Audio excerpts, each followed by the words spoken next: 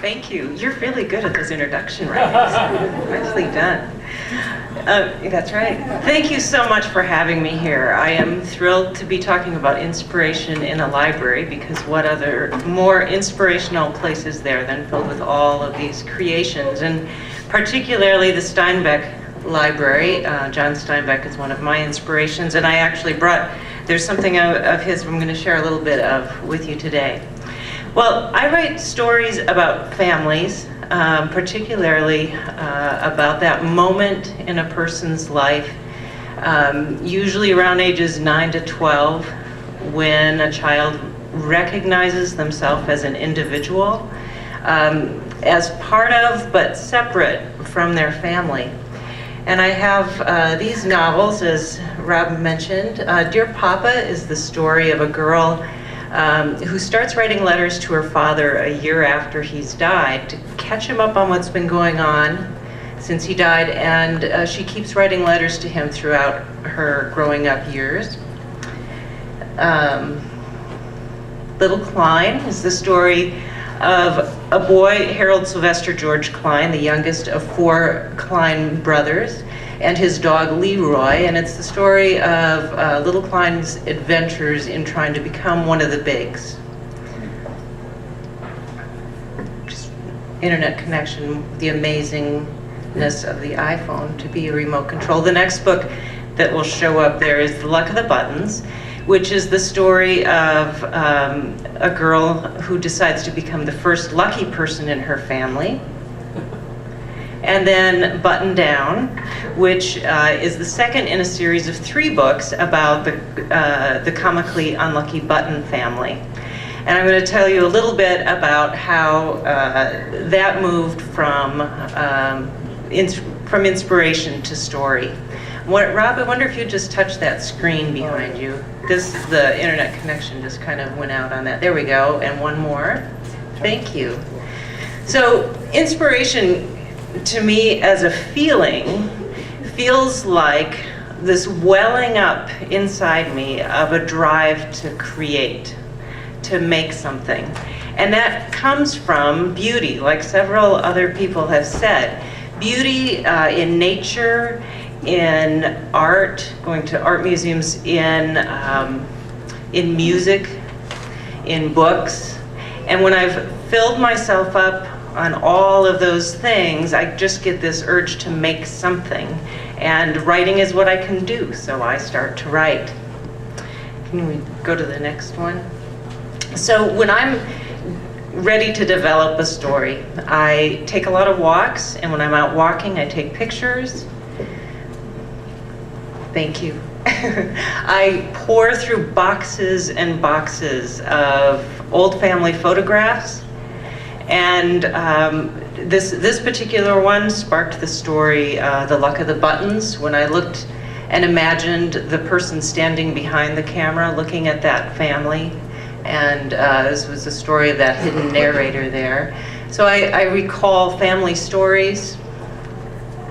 I go to art museums, art galleries, and I just take in all of that beauty in all its different forms. And I read. I read lots of poetry. I read short stories, novels, nonfiction books on any topic that inspires me or just sparks my interest. And I note this one because it comes up in this next book, and I had, as Rob mentioned, moved from California to Monterey. And when I moved here, I started reading everything of John Steinbeck. Well, actually, when I found out we were moving here, I just went back to reread and read all of Steinbeck's novels. And one passage in particular really struck me. It's from the preface. I'm going to just read you a few lines. The preface to Tortilla Flat goes like this. This is the story of Danny, and of Danny's friends, and of Danny's house. It is a story of how these 3 became one thing, so that in Tortilla Flat, if you speak of Danny's house, you do not mean a structure of wood flaked with old whitewash, overgrown with an ancient untrimmed rose of Castile. No, when you speak of Danny's house, you are understood to mean a unit of which the parts are men, from which came sweetness and joy, philanthropy, and, in the end, a mystic sorrow. For Danny's house was not unlike the Round Table, and Danny's friends were not unlike the knights of it. And this is the story of how that group came into being and how it flourished and grew to be an organization beautiful and wise. Well, I kept poring over that and starting my own writing exercises with it. And at the same time, if we can move again, my writing room was filled with images from Iowa. I'd been to an exhibit when I lived there of Grant Wood's paintings, Grant Wood and Marvin Cohn. And I was really taken with their landscapes and the images of small town life. I had never lived in a small town until I moved to Iowa. And these portrayals really drew me in. And one more, just the nature of community, and another one. And in particular, this painting just didn't leave me. When I moved to California, I had this on my wall. It's a painting called Plaid Sweater. And Grant Wood had gone to the home of this boy, Mel Blumberg, because his mother wanted to commission a formal portrait of the boy. And Grant was going to talk her into doing a less formal portrait, and the boy came running in the house in this plaid sweater with a football, looking all optimism and success and confidence. Well, I had that up on my wall, and I was reading Tortilla Flat in that introduction.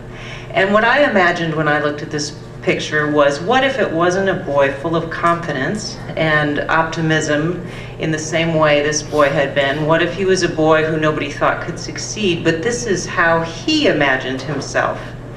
So I used Steinbeck's introduction to play with that idea.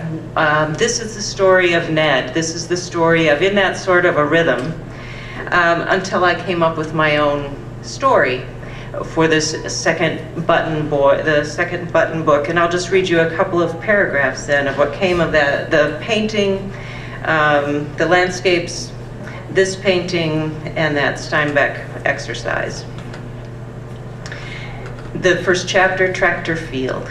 The only thing Ned Button had caught in his life was the mumps, and even then he had fumbled, getting them only half as bad as the rest of his class, then out of quarantine and back to school before the others, and unable to share in their tales of fevers and bumps when they returned. In fact, Ned may not actually have had the mumps so much as an ordinary case of roadside ditch poison ivy. That's how it was with Ned Button. Nevertheless, when Lester Ward let loose that perfect pigskin spiral across Tractor Field, Ned's innards lurched high as the arching ball. Watching it hurtle toward him and the other scruffers, Ned hollered, "I've got it! I've got it!" Tractor Field wasn't more than a couple of mowed-over lots next to the train depot, but Ned saw stripes on the ground.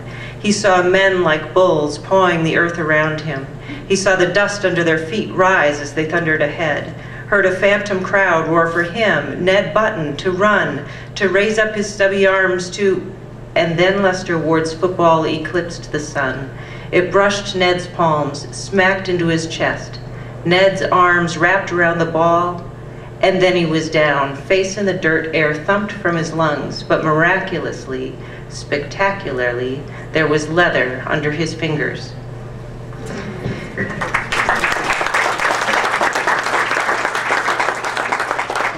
So from there, the next book is another book that has come from, this time, my studio, which is filled with pictures of the Civil War era in Iowa with some other California connections. So thank you very much.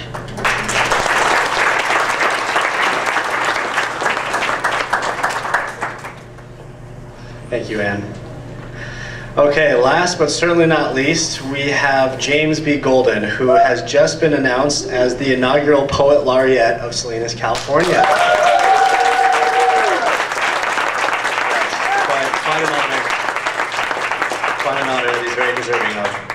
James is the author of 3 books: Sweet Potato Pie Underneath the Sun's Broiler, published in 2009, Afro Clouds and Nappy Rain in 2011, and The Inside of an Orange, published in 2012. Golden won the 2012 NAACP Image Award for Outstanding Literary Work in Poetry for Afro Clouds and Nappy Rain.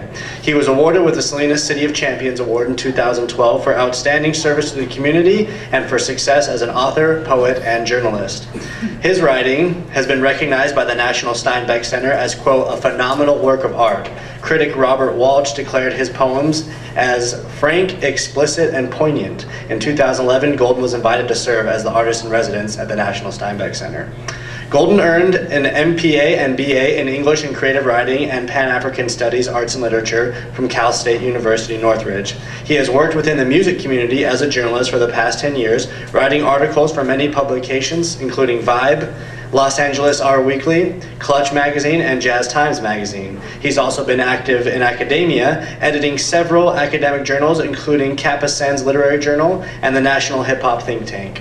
Golden has been invited around the nation to speak at various conferences on hip-hop, gender relations, black male and feminism, and cultural medias.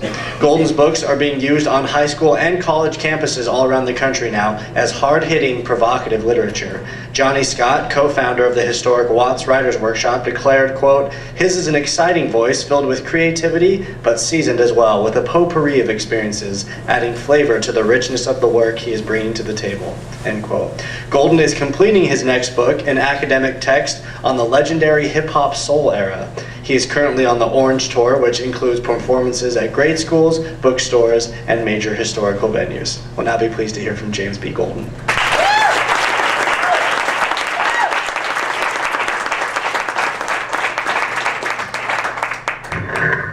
Thank you. I am artist. I dance around an elephant, stamping the Cupid shuffle down the Sahara, embellishing the sun's arrival with a foot-praising South African step routine. I dance rhythmically like a Nicholas brother, Hot Pants James and Michael Smooth Criminal all at once. I am artist. The records spin in the foyer, Stevie's inner visions exposed and coupled with a Mary J. Blige tape in springtime. I drown in Rihanna, fist pumping We Found Love in a Hopeless Place, a yellow diamond in the light, rain falling over my umbrella, Aretha's bridge over troubled water. I am artist. I meld melodies somewhat Rachel Farrell and Layla Hathaway, Jody Watley posters taped to a sophomore black boy's bedroom ceiling. I run faders up for Nas's Illmatic, automatically the most recognizable portrait we have to offer for auction. Watch me sample Brooklyn with Puff Daddy, push play for Macy Gray, make love to organ pipes, giving a Ray Charles head throw, dubbing a Prince, Darling Nikki, strumming up symphonious selective delicacies, chocolate to the ear. I am artist. I have written 42 complicated Saturday nights, dialogue 27 Jesse B. Simple conversations with my eyes closed. Words brought to life and tapping to Jesus is on the main line, tell him what you want. Sunday morning souls slain in the spirit. Langston laid hands and sent me down south to sip wine in Zora's backyard where God's eyes watched patiently. Nikki and Sonia sketched passion for me. I traced them on cardstock, slept with their whiskey-stained lyrics rising up, down, atop the back of a drunken passer out. I am artist, speaker of truth, philosopher to the skies, conducting star alignment, Nina Simone and Bruce Nugent, Jane Cortez's celebration of the dead rapist punk, Lorraine Hansberry's A Raisin in the Sun, a dream materializing, giant canvases where paint runs. I am Dizzy Gillespie, Count Basie, John Legend, Kanye West. I am Melvin Tolson, June Jordan, Toni Morrison, Amiri Baraka. I am this poem, Anita Baker, a bit Mariah Carey, Billy's Don't Explain, Tina's Private Dancer. I'm a dancer for this generation. A Fatima Robinson, Aaliyah Houghton, Judith Jameson, and Alvin Ailey. I dream wildly CeeLo, sound somewhat Whitney Houstonian. Lonely violin in the Philharmonic, woodwind surfing a Santa Cruz blow. I am Spike Lee in the BK, Julie Dash, Tyler Perry, A November Chills, August Wilson, David E. Talbert, Stage Symphony. I am Ben Harper, Lenny Kravitz, Lauryn Hill, Kareem Bailey Ray, Supremely, John Coltrane, singing the sax, painting without numbers, telling the story of revolutions past, trilogies of blackness rooted deeper than a live oak tree, hard as day-old biscuits, soft as granny's pancake batter, and rose-scented oil. I am artist, sacrificial lamb of the streets, philosophize, scrutinize, at times empty, in others a pot of gumbo's full. Human being, I am artist, I am me. Thank you.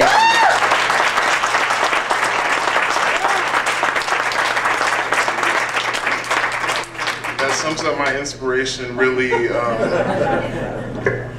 I'm a full artist, and I've been embraced by all the artists that I mentioned in that poem, which was why I wrote The Inside of an Orange. It was for the people who inspired me. And just very grateful to have come from this city. And I went to Santa Rita Elementary School, to Gavilan View Middle School, and I went to North High. Feel very honored to have Mrs. Berkland here, who was my AP English teacher. And she was one of my inspirations to start writing as well. So this really is a full circle moment to be back here and to be able to celebrate with you guys. One of the things that I was asked yesterday, I did an interview for a radio station, and one of the questions was, how do you deal with the fact that you're an artist and that it's a heightened sense of emotion that you have? When things happen in the community, it affects you on a greater level. And I said, the only way that I know how to do that is to write. Just like most of the people on our panel, I also have a journal, and I probably have about 20 of them now.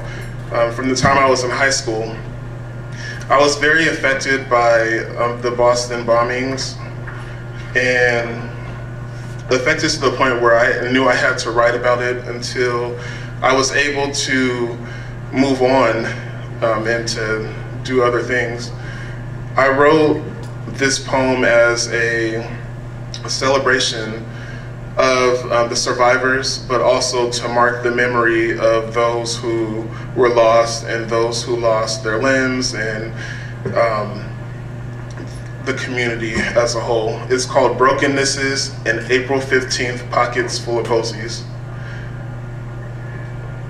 The skies turn gray as eruptions fling through Boston. Gasps heard about, married to ambulance sirens, and breathless marathon runners pray, yell to God, save us, our Americans. Let these makeshift dry-fit, sweat-drenched t-shirts halt blood shooting from the newest amputee. April is not the time to die, not in Boston, where the beans danced and tea sprung up from kettles.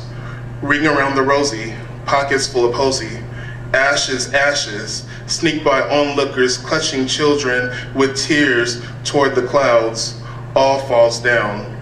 Sarah won't run races again, not with legs missing.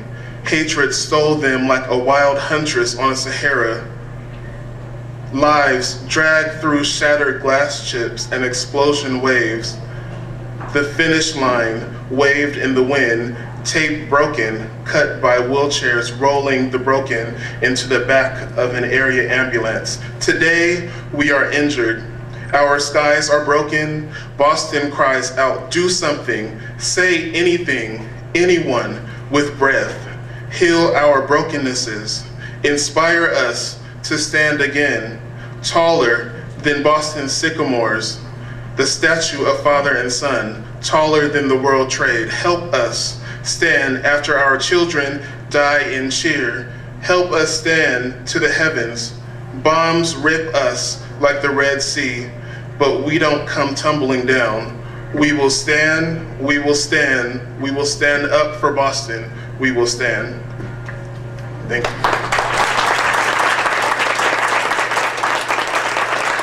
It's the first time I've ever read that poem, so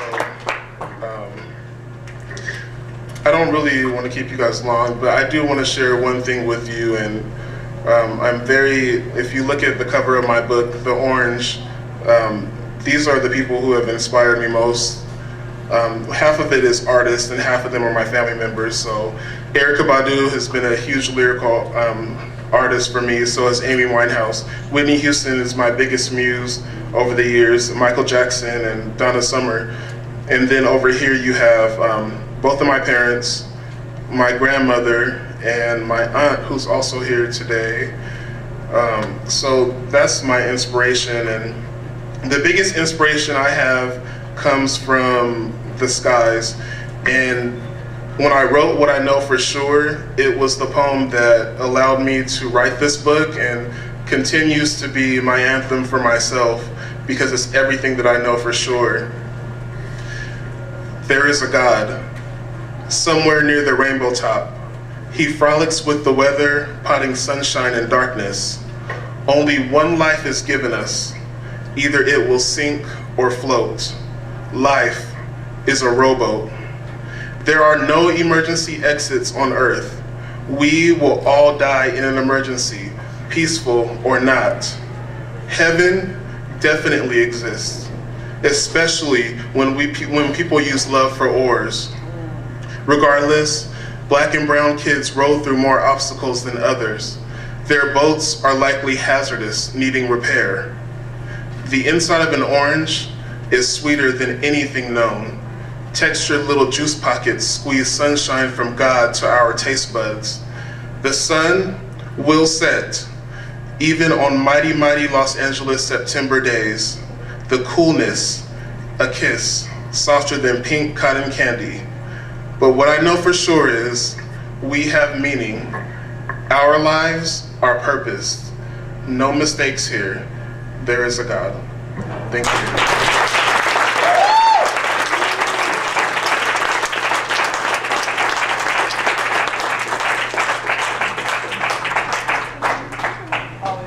Thank you, James. That was amazing. That's our poet laureate, ladies and gentlemen. Yes. Okay, I would now like to invite up our mayor, Joe Gunter, who will present our poet laureate proclamation to James, and we will continue with that.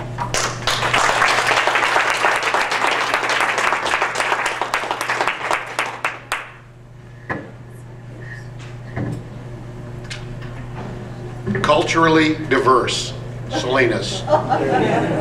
We have a little bit of everything, and a lot of it is really good. If you don't believe it, look at this group of authors.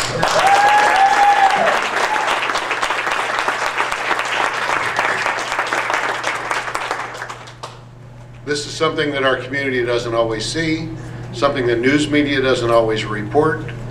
And if you look, well, all the authors were speaking.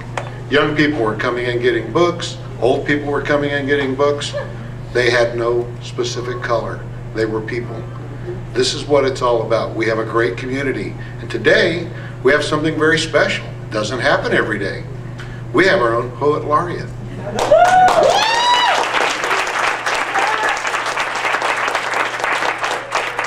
We're going to do something unusual because nobody gets 2 plaques. He does. Yeah. The first one we give him is a commendation, and it identifies him as our poet laureate, and it's signed by every council member. So we agreed on something. So this is very important. So James, if you'll stand up here, I'll give you this one to start, and hold still because I want to take your picture. Then we have the whereas part. Let's see if I can't mess this up a little bit. Whereas poetry is a form of art that brings joy and the gift of expression to many residents of Salinas and the entire central coast of California. And whereas in 1972, Pulitzer Prize winner William Stegner proclaimed that no place is a place until it has found its poet. And whereas a poet laureate is a symbol of extraordinary and necessary role that the arts play in the lives of our community members, and the position of poet laureate honors an outstanding poet whose work has enriched the community of Salinas. Now, therefore, I, Mayor Joe Gunter, do hereby proclaim James Golden as poet laureate of Salinas. Poet Laureate of Salinas, and urge all the residents to enjoy the enthusiasm of his work as this poet, a journalist, a teacher, and in celebration of his artistic and cultural heritage of the Salinas community.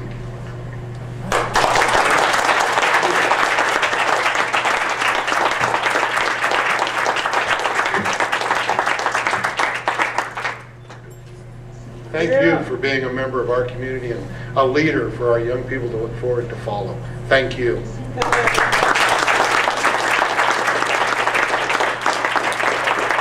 I can say a few words as an official.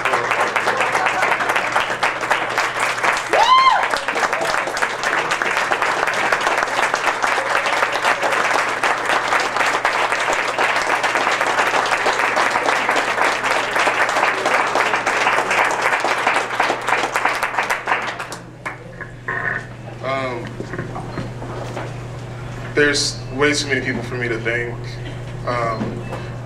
that have really enriched my life and my career, and the two people that I know that have more than anyone are my parents, and I'm so grateful to have been raised in a household where I learned the importance of literature and I learned the importance of loving people, and that's been the biggest thing that's really helped me in my career. This moment is really full circle because my parents were both freedom fighters in Salinas for many years when they first came out here, and this is what they were fighting for, was to see somebody become a part of the city that has been enriched by so many people of color, but to actually have the title and the position, and I feel honored to be the very first one. It's something that will definitely be a part of our history and the history of my family, and I'm really grateful for that. Above all, I just want to thank God, and yeah, I mean, my book was, if you read the book, it was really about the process of coming out of depression, and for me, it was just through realizing how important that relationship was.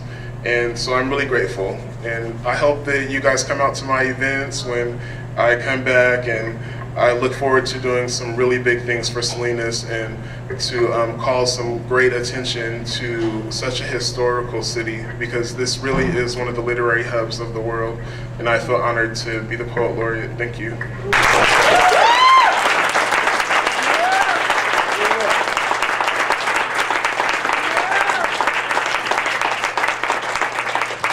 Wow, this is amazing. I mean, I'm not even from Salinas. I've lived here for just the past 9 months, and I just feel so much pride. Can you all feel that about Salinas, and just what a great place it is to be, and what talent and just amazing people we have here. Okay, so now I would also like to announce that there's also going to be a Youth Poet Laureate selected on June 1st, and James will have the opportunity to mentor that Youth Poet Laureate and be able to kind of pass on some wisdom and knowledge, and so that'll be amazing too. And it's great how we can see that circle of, you know, him mentoring younger people and just hopefully continue and building for the future. So that'll be great. So now we'd like to open up. Well, actually, let's give one last round of applause for our authors.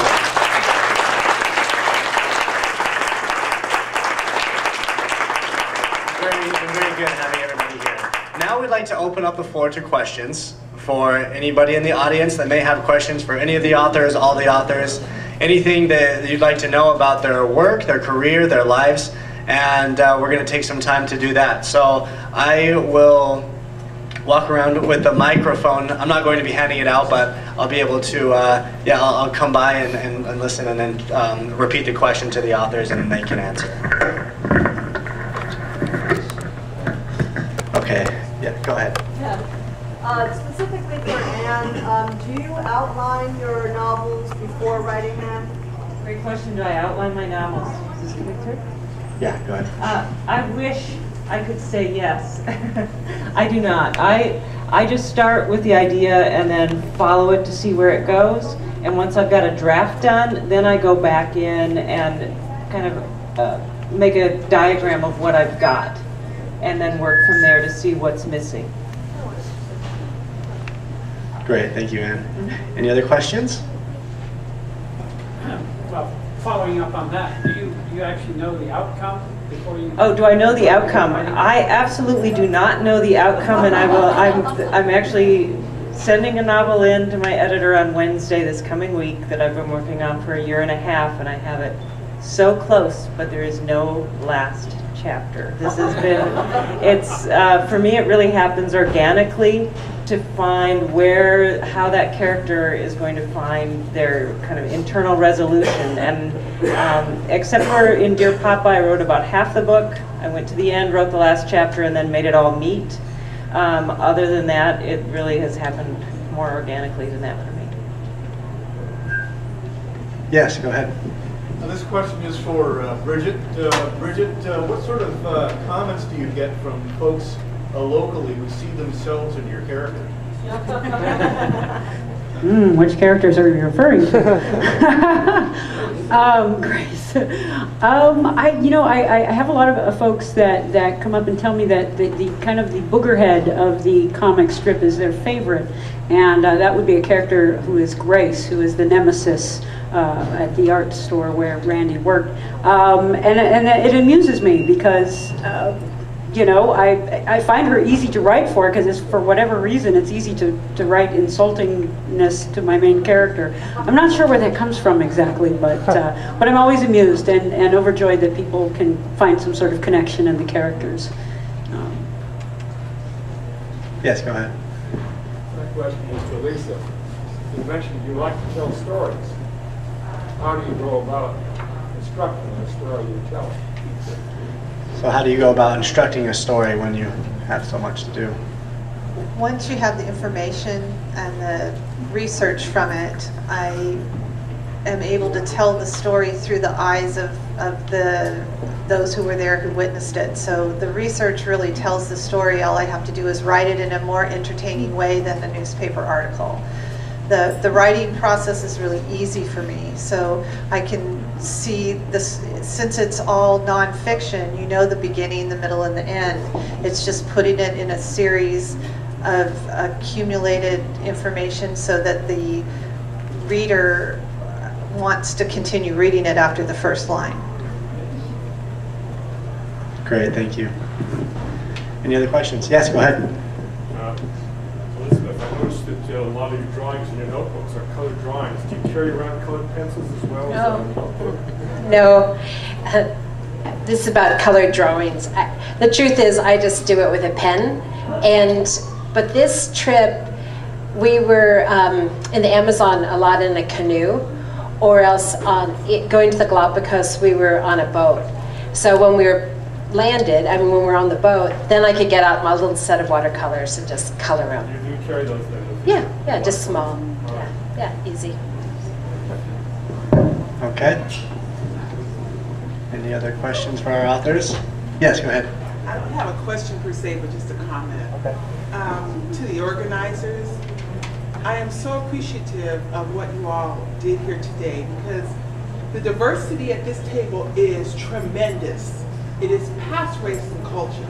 It's absolutely tremendous, and we don't get to see this part of Salinas come together and to honor it. So to each one of you, I just want to say thank you, and to James, I just want to say you are incredible, just an incredible human being, and a blessing to our community that you allow the depth of your emotion and your experience and your genuineness flow.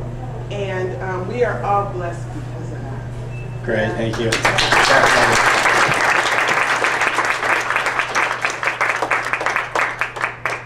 Yes, go ahead.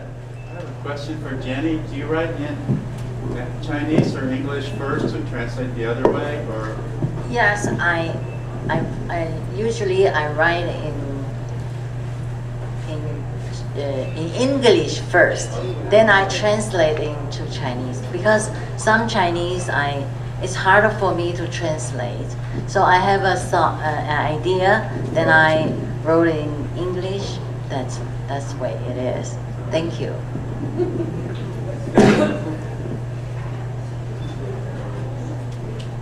Questions? Any others? Yes, go ahead. This is for Kelly. Kelly,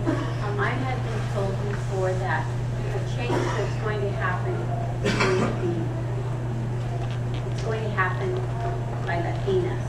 So you being a Latina author, do you have any contemporary or even past Latina authors that you feel we should be reading that inspired you? So the question for Kelly is young Latinas having someone to look up to, and Kelly's writings are very written for young Latinas. Does she have any authors that she looks up to or that she kind of takes things from? Good authors to also read would be that they've written Latina culture would be Alice Van Dypen. She has written young adult novels. Might be called Snitch, I believe. And she also gets to more urban novels. Also, Simone Alcalis writes a lot of the Latina and Latino culture too, and those would be great authors to read and inspire you. Great, thank you. Okay, we have time for one more question, so yes, go ahead. This is for James. What's your advice to a young student trying to get into poetry? The biggest piece of advice will be to have a journal and to write daily, even when you don't feel like it. Sometimes that's where your best work comes from, is the moments that you're unsure. So that will be my biggest piece of advice. Just write aggressively and publish, send your poems out to different magazines and journals. Great. And just before we end, as an extension of that question, and this can be for everybody who has anything to say, any of the authors, I'm sure there's a lot of aspiring writers here in the audience, so what advice would you give to them to getting their work out there, to getting published, to having people view their work? Anybody? Well, I'll just join on what James said, that writing a lot and reading and more reading of all kinds of genres. When I first started cartooning on a regular basis, meaning putting out a strip daily, I went to a website, which is completely free, Webcomics Nation, and I made it a habit of every day posting a comic up on the web, and that is just a habit of doing, like keeping a journal and with you at all times. It's a habit, and a lot of writing is habit, and a lot of cartooning is habit. So again, just keeping a journal, making sure that you keep yourself in the habit of publishing for yourself, and then that just it snowballs. It's momentum. You know how to do it, and then it just becomes easier.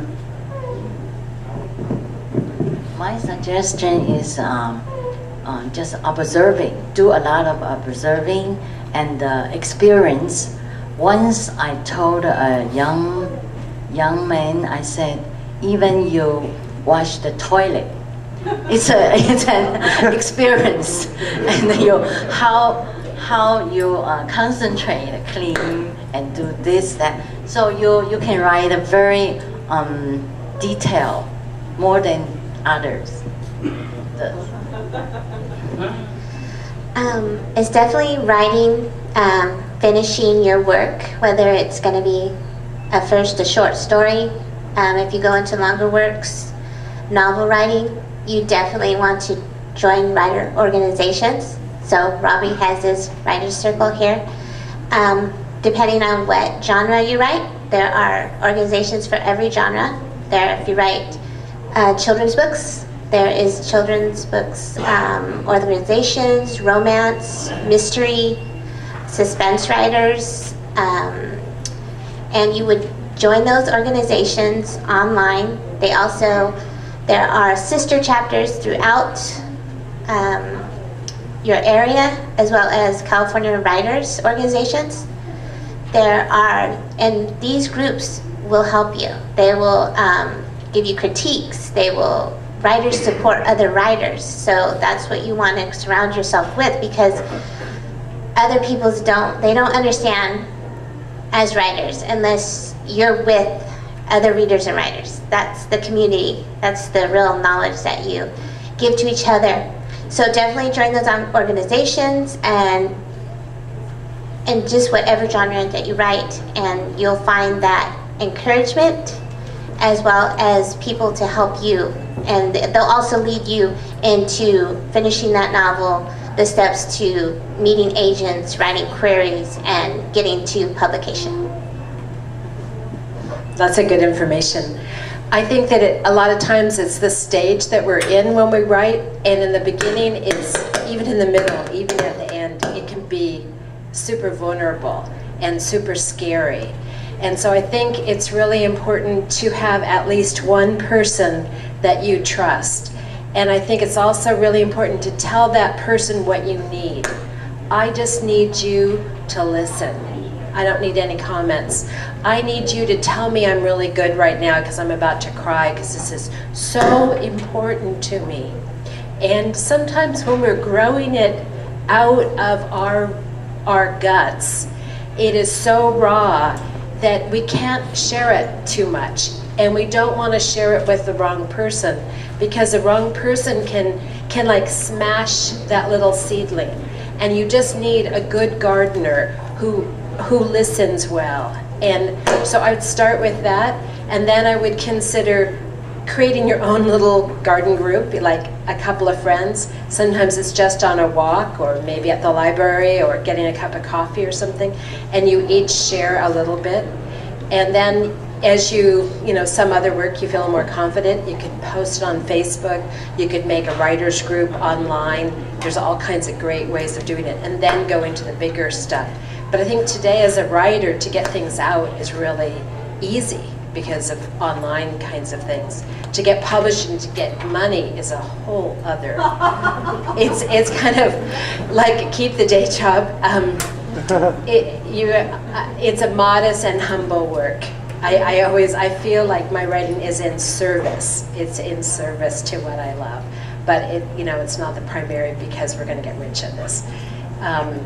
And I think that you write because it feeds you first, and you have a truth to tell. And this powerful poet, I mean, what you've written, obviously, it's the power of authenticity.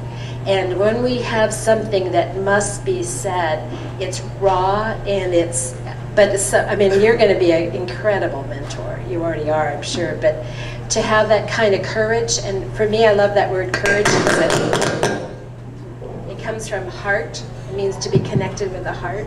So that's what you have to have, that heart connection.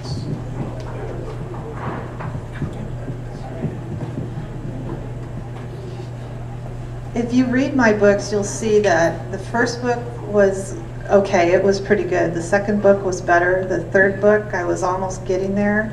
And now with the fifth book, I'm really close. My advice is write when you are living in the story that you're writing, and set it aside, come back, and then look at it again, rewrite it, edit it, and make the corrections, and then you look at it the next day and you'll find something that you missed that time. You go through this process of writing the story is easy. Making it work artistically is different. You have to really spend some time doing that. And after you've gone through the process of the writing and the rewriting and the editing and the proofing, get yourself a good editor, because there is something to be said for having an independent person who is well trained look at it and then give you suggestions about how to improve the work for someone who didn't live the story like you do. I lived these stories, and I know a lot about law enforcement, so when I wrote the stories, I wrote it from the perspective of someone who had that experience. And when my editor looked at it, she'd ask me, what is BOL? What is a BOL? Well, it just didn't occur to me to spell that out as a be on the lookout. It's a law enforcement term.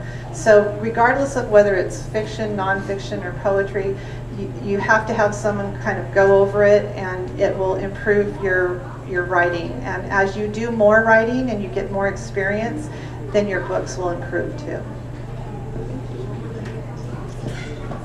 I taught creative writing to both children and adults, and my advice to all of them was just get started. Write, and then find somebody who will read your writing. It doesn't matter who they are, whether it's the little kid over there who doesn't even read yet. Get that stuff out so that people can see what you want to tell them about. So write, write, write. Great, thank you.